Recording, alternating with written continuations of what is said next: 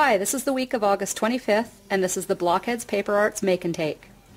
This week we're showing you how to use Gelli Art's gel printing plates to make your own matching printed cards and envelopes. We are using Studio Paint acrylics, Crafter's Workshop templates. Doesn't really matter which one you want to use. We also are using some Cuttlebug folders as just a little extra embellishment. Again, it doesn't matter what you want to use for making a pattern. We're also using our own brand of rubber stamps. This is from the 123 Butterfly Background series. But you can use any rubber stamp that makes a nice background. We also are using some punchinella, or people like to call it, basically, I guess, acrylic waste.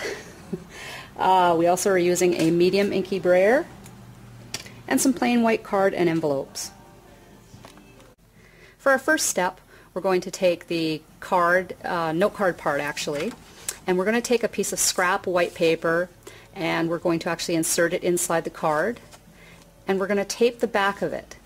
And the reason for this is that we're actually going to make a little extra sort of scrap piece that we can use as part of our adornment on the side of the envelope. The next step we're going to do is take some of the Studio Paint Dab of Yellow. We're going to use a little, you can actually use any popsicle stick, but we're actually using the Studio Paint sticks. And we're going to just like plop a little bit on top of the Gelli plate, and then we're going to take the brayer and we're going to apply the paint over the surface of the Gelli plate and create a nice even surface. And if it's not perfectly even, that's fine too. Then we're going to lay down the Cuttlebug folder with the raised side down, and we're going to press it into the Gelli plate. You can see here what kind of pattern it's making. Then we're going to take our envelope and our scrap paper and we're going to lay them down onto the Gelli plate so that the whole thing is on there, and we're going to press it down. You can use an extra bit of scrap paper too to sort of smooth it out if you don't want to get your hands mucky. And then pull it away, and you'll have this beautiful pattern. Next we're going to take landscape green. We're going to put a few dabs over top of our prior piece onto the Gelli plate. Again, we're going to take the brayer and we're going to roll that over. Again, you don't have to be perfect with this. It's going to still be beautiful no matter what you do. And then we're going to take the punchinella and we're going to lay it down over top to make impressions here and there, just so that you end up with a neat little effect. Then you lay the card back down over top, again pressing it down, smoothing it out, getting a nice application on there, and then just pull it away when you're ready. And then you get this beautiful mottled effect with an extra bit of embellishment in there. This might be a little hard to see just because yellows and greens are definitely light, but they're just this beautiful mottled effect in there. It's just gorgeous.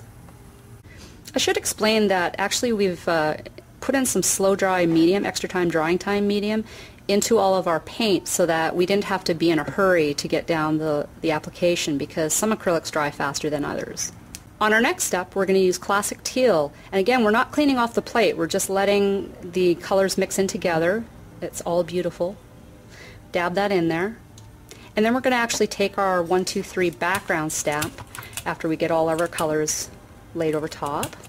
We'll take that 123 rubber stamp, mount it on acrylic, and just make an impression here and there. Again, you're creating a template effect. You can do this with a rubber stamp or a template, punchinella, anything that will make an impression. And again, you lay this over top of your impression, smoothing it out,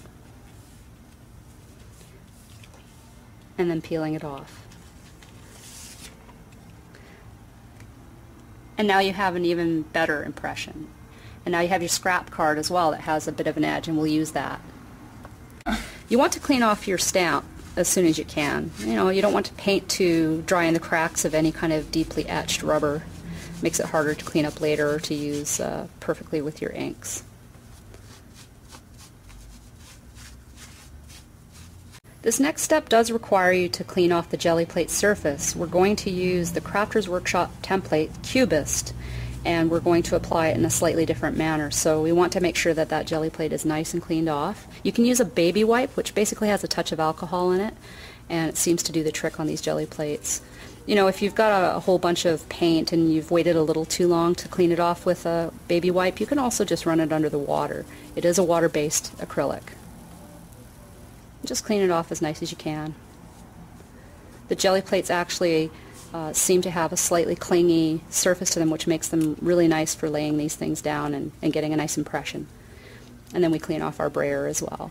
If you have an extra brayer, then you don't have to do this step till later. But if you just have one brayer, you might want to clean it off.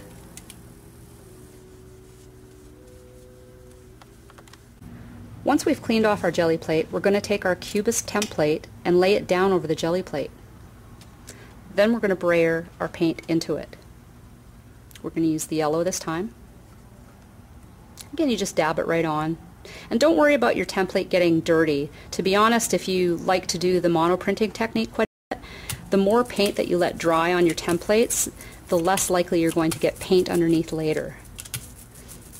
It just kind of creates a really nice surface. So here we are brayering that paint into the template. And then we're going to gently peel that off, and then you'll see the impressions that this makes. Really nice little pieces of pattern. Then we're going to take the same piece of envelope and scrap paper, and we're going to lay it over top of the yellow patterned piece. And then just gently peel it off. And you can see those patterns right in there. Really neat. You also want to clean off after this particular step. Just clean off the Gelli plate, again with a baby wipe. And you don't have to clean off your template because, again, the more texture you have on your template that dries over time, the less likely you are to get sort of seepage underneath. Although, you know, if you have quite a bit of paint and it's actually getting into the little pieces of your template, then you may want to do a cleaning pass on it. You want to let this piece dry for a minute or two. It does have 3 or 4 layers of paint on it, and you kind of want to make sure it's nice and dry because you're going to start cutting and arranging your card. The next step we're going to do is we're actually going to take off the envelope from the scrap piece. Just had a piece of tape on the back of that. And your card is going to stay intact the way it is because you've created this beautiful piece. And then you're going to take the scrap piece and you're going to cut it down. You're going to cut this piece so that it creates a really nice strip on your envelope.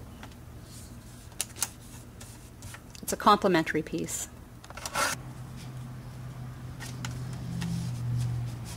And you want to make sure it's nice and trimmed so that it fits against the envelope piece really nicely.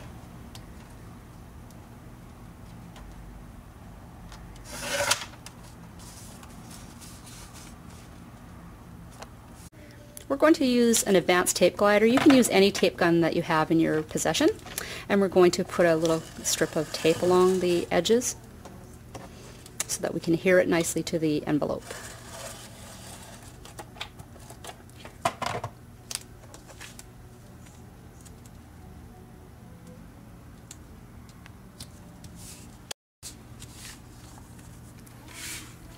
Now you've got a beautiful complement for your envelope and your main card.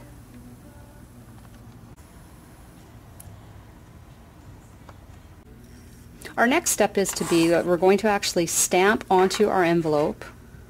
We're using, again, part of the butterfly set, just as a little accent piece for the inside of the card. We're using Memento Tuxedo Black, and we're just going to stamp a little nice accent on the outside piece.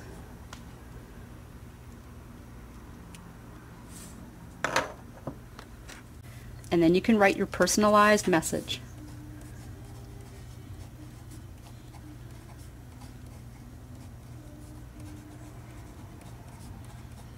And again, you can use any template you want, any stamp you want. And thank you for watching.